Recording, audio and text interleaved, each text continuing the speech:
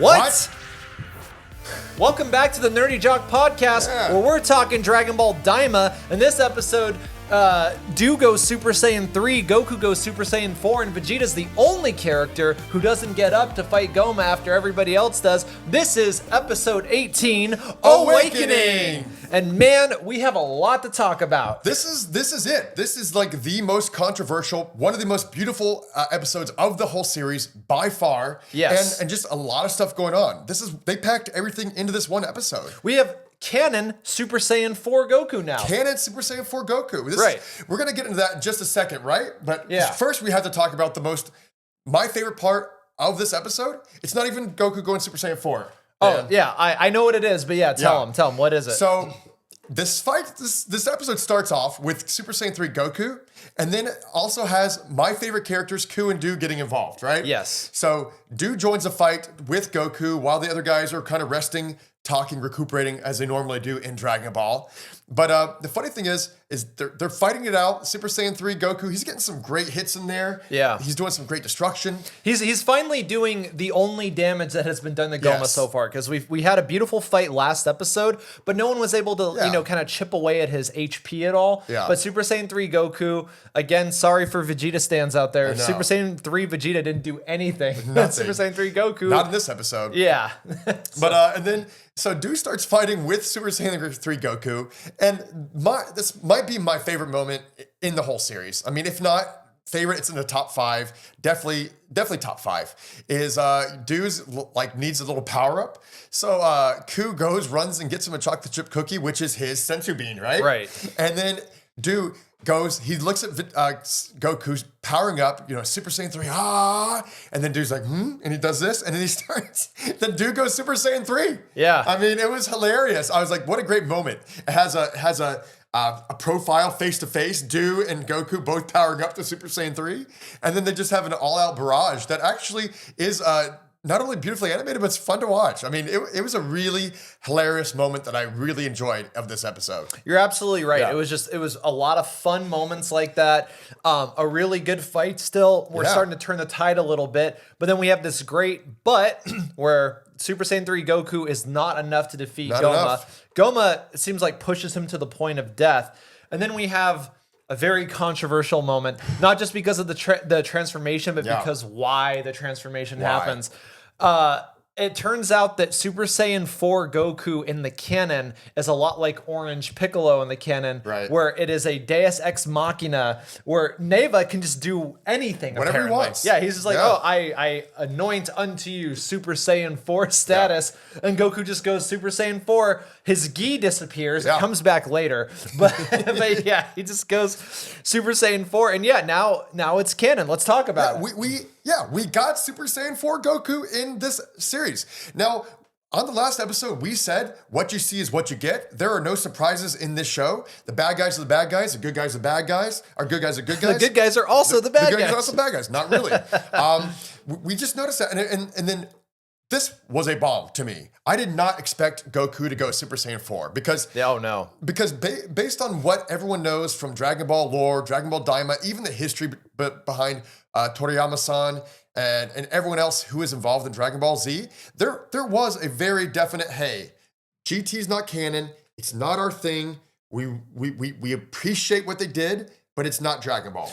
But I thought about this a lot. Okay. We should have maybe seen it coming, because I've mentioned Katsuyoshi Nakatsuru a few times on the pod before. He's the guy who did the character designs for this. Also famously did the character designs for GT. Including Super Saiyan 4 Goku. We should have seen that. And Toriyama, in the last 10 years, what his sort of modus operandi has been, maybe not so much with Superhero, but with Broly and stuff like that, is taking ideas that other people created and saying, well, what if this was my idea? Right. And kind of doing his own take on it. And where this is controversial for Daima is that you have maybe the only thing that the entire fandom agrees with was good in GT, right, which was the Super Saiyan 4 stuff and everything that came thereafter. The Omega Shenron stuff, all of that. People love Super Saiyan 4. They love it. And we know that Super comes after, so we didn't think Super Saiyan 4 was going to occur, or even Super Saiyan 3 Vegeta for that matter, but I feel like that was the canary in the coal mine. Once we saw that, we should have been like, oh, he might be taking the idea that wasn't his, and he might be making it his all of a sudden, and that's exactly what we got. And it's lit a firestorm in the fandom. Okay, so I got 3 things I need to ask you about, DK. So let's discuss this about the Super Saiyan 4 transformation. Yeah, go ahead. We already know it's controversial. We already know continuity is kind of an in and out thing. But let's talk about how it happened, right? Yeah. So he was in this one, I have read online, some people said his awakening was by Neva, right? Yes. So technically, it can be canon because in GT, he awakened it from within, right? But in this one, it was an external awakening that gave him the ability to go Super Saiyan 4. So technically, GT still kind of counts because that's his first time he does it on his own, I guess, but without any kind of external help. Now, do you approve? Do you disagree? Do you think it's stupid? It's a different thing altogether because Super Saiyan 4, being called Super Saiyan 4 was always a weird title for it because he was a Super Saiyan Ozaru. And then Super Saiyan 2 of the Ozaru was Super Saiyan 4. Right. Because he had his tail. This is actually, it numerically makes more sense. Right. It is the transformation above Super Saiyan 3. So, I mean, obviously GT isn't canon. Right. Toei and Toriyama have said it innumerable times. So I guess this version of Super Saiyan 4 is canon. And you were talking about what fans said online. Yeah, I don't love the Neva Deus Ex Machina thing, but I guess I hear the argument some people are making where it's like, look, the Grand Elder Namek, the Namekian on Namek, who created all the Dragon Balls, by the way, he like drew out the inner power of Krillin and Gohan and made them contendable at least somewhat with the Ginyu Force. Goku has never had that, except for I think the fake time when he climbed Karin's tower and he drank the water, but it was actually like, oh, climbing the tower is what made you strong. Placebo water. So Neva did basically what Guru or the Grand Elder Namek did for Goku, and that perpetuated a transformation or whatever. Okay, so we're gonna give that narrative whole or decision. We'll give it a thumbs up. I'll give it a thumbs to the side. Okay, so yeah, I don't love it. I don't love it from a narrative perspective. It's a cool design. Right. I love that he looks and moves like a monkey. Yes. And some of the animators that we have on this, like we have a French animator that worked on the moment where he's running like a monkey. Really cool. Who pitched to the director, it's like, look, he looks like a monkey. Let's just make him act like a monkey. And the director is like, do it. And so there's a lot of great stuff here. There's a great design, great animation, cool. I mean, it's pro wrestling at this point. So from that perspective, awesome. Narratively, I'm just like wishy-washy. Whatever. I mean, it works. I mean, whatever. It's not the best thing, and it kind of works.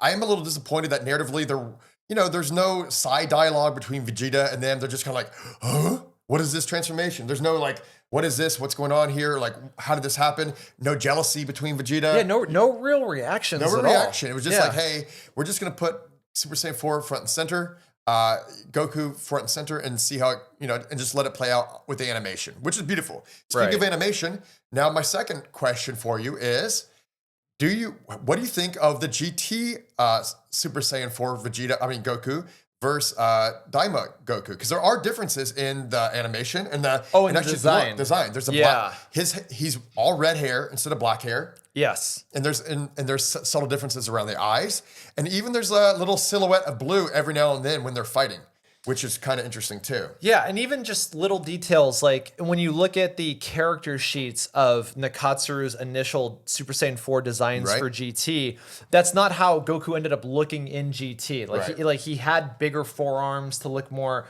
simian-esque and stuff like that. That stuff is all here now. Yeah. So Goku does retain that sort of monkey look here, and I think that's cool. I think that overall, I would say I prefer Super Saiyan 4 in GT, but I think the design and the animation, obviously for the reasons that we've talked about, where there's the timeline, the budget, it just looks so much better here because they had more resources and more time. Yeah, and I also the Daima, in my opinion, personally, the artistic choices they made in giving him more of a red aura, red fur, red hair, over the black hair in Dragon Ball GT.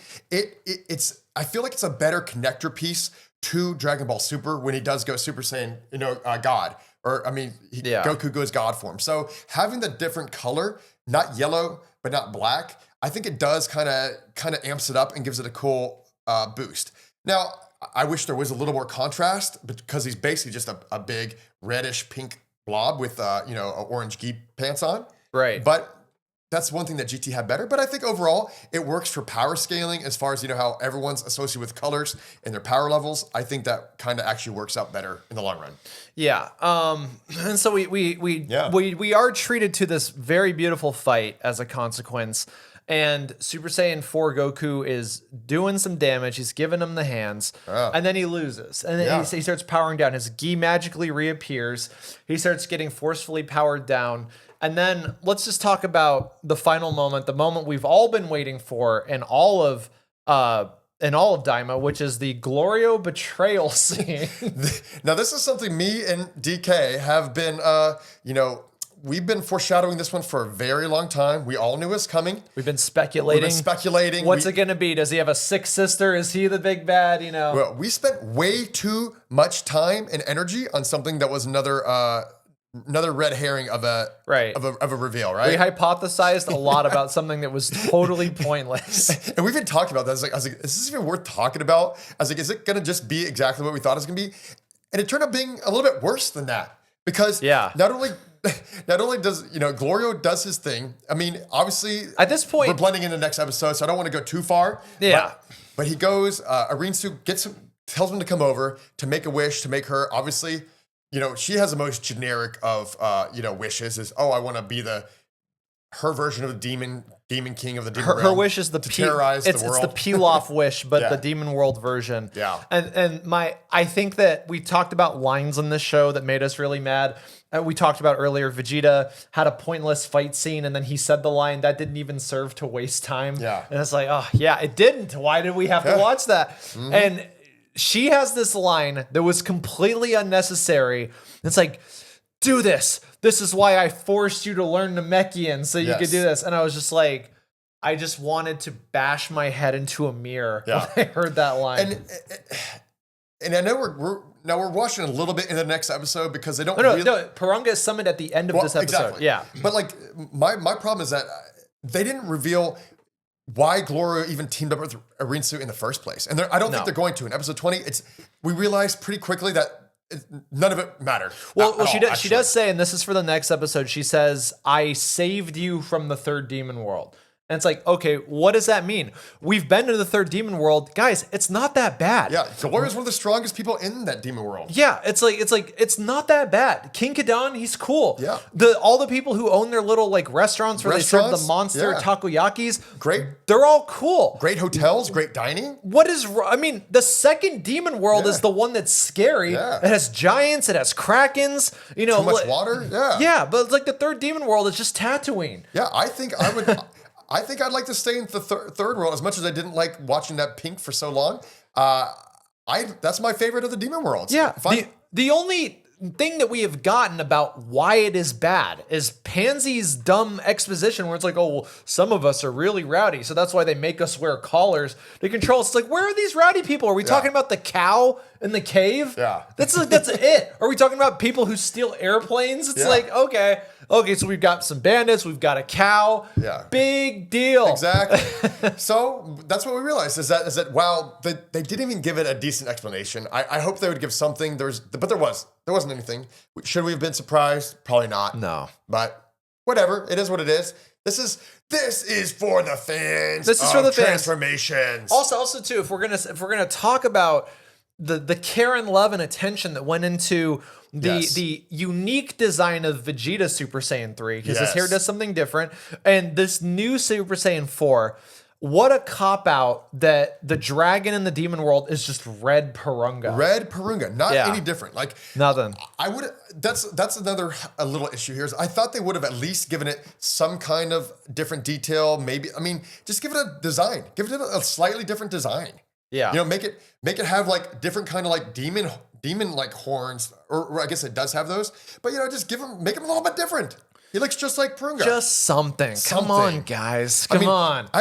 This is your biggest strength. This is the only real strength of Daima is the design and the animation stuff. It's like, and Purunga was such a cop-out. It's just literally like, draw Purunga, make him red. That's it. I mean, and I never give GT any credit, but at least GT had like different dragons, with different designs. Yes. Well, I always say, and I think I've said on the pod before, that this is a controversial opinion because I hate GT, but GT's ending better than Z's ending. Ooh. Yeah, more emotional, more like it just felt like everything had come full circle. Yeah, I could still just 0 to 100 watch the GT ending out of context and it will bring tears to my eyes versus the dumb Oob fight at the end of Z. Not that interesting, especially when you know that Daima and Super preceded it. Yeah. So I don't know. This is just crazy stuff right now. So he makes a wish. We know what it's gonna be already. We'll talk about it in the next episode. Yes. We can wrap this up here. Let's wrap it up now. Obviously he's gonna wish for them to be adults. He's gonna betray them because that's his arc.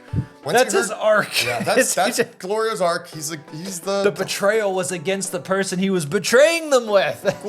Glorio Solo. But we actually love this episode. This is probably my favorite episode of the series, I would say, as far as like animation wise and like different random stuff going on. It was really good. I'd say if we had to tier rank it, I'd say it's an A+ or even S. No, we have to grade the show on a curve. This is an S tier episode. This is an S tier episode. Yeah. True. What other episodes are better? Tamagami for sure. The first Tamagami fight with Goku. And the Vegeta Tamagami fight was great. Yeah, Vegeta Tamagami fight was great. Just the promise of the show. Oh, we're gonna turn them into kids. They're not gonna have their powers. They're gonna have to learn to overcome obstacles. Just like the promise of Daima is dead. This show is about the animation. So it's an S tier. Thanks for joining us. Make sure to follow us on all of our social medias. If you haven't liked and subscribed to us yet, hit that button, smash that button, and we will see you guys next time. Check out Kevin Ketchum, the NerdyJock's Dunkin' Donuts Super Bowl commercial. Dun Kings 2 on YouTube. We'll post the link. We'll put it in the description. Yeah, put in the description for you too. So thanks for checking that out. But we'll see you next time on Dragon Ball Daima episode 19, Betrayal. Later. That was off. But great. All right. See you next time. Yeah. Perfect. Cool.